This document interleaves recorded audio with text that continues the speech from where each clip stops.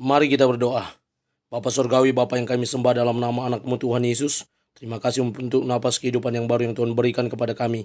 Sebelum kami mulai aktivitas kami mau disapa dengan kebenaran firman Tuhan. Dalam nama Yesus kami berdoa. Amin. Sapaan rohani buat kita pada pagi hari ini, Rabu 6 September 2023.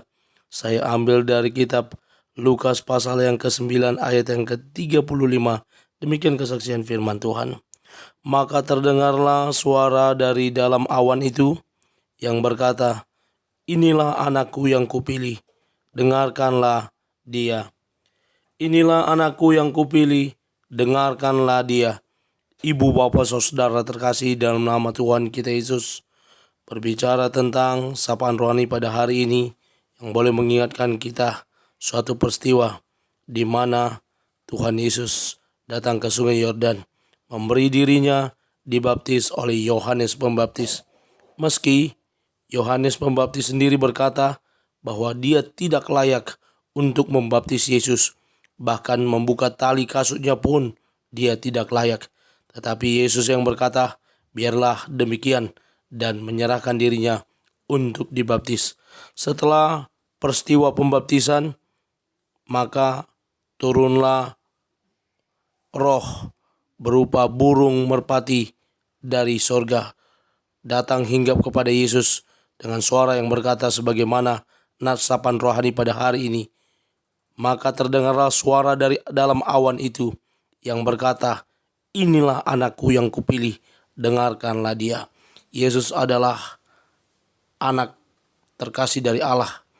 Bukan berarti berbicara tentang secara kedagingan, tetapi dalam satu kesatuan Allah Tritunggal, peran Kristus, peran Yesus yang datang ke dunia ini untuk suatu misi menyelamatkan umat manusia dari segala dosa dan pelanggarannya dengan mati di kayu salib. Dia adalah pilihan Allah yang dipersiapkan untuk membuka jalan keselamatan bagi umat manusia yang mau percaya kepada Dia.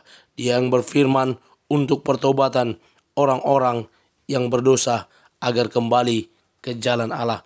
Dialah yang patut kita dengarkan.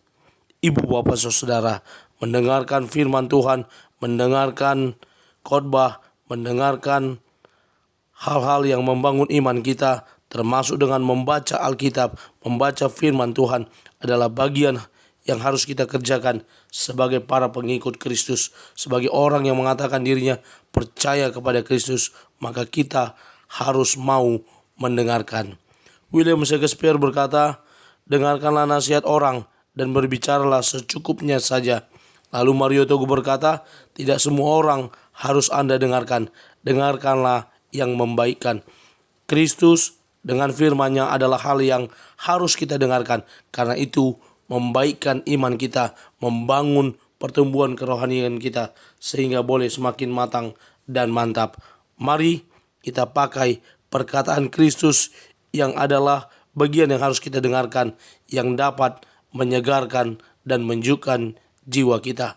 Kita dengarkan setiap hari perkataannya, firman-Nya, agar itu boleh kita renungkan dan kita lakukan setiap hari. Amin. Kita bersatu dalam doa. Terima kasih Bapa untuk firman-Mu. Mampukan kami menjadi pelaku kebenaran firman Tuhan yang terus hidup dan tumbuh dengan kebenaran firman Tuhan. Dalam nama Yesus kami berdoa. Amin. Selamat beraktivitas. Tuhan Yesus memberkati. Shalom.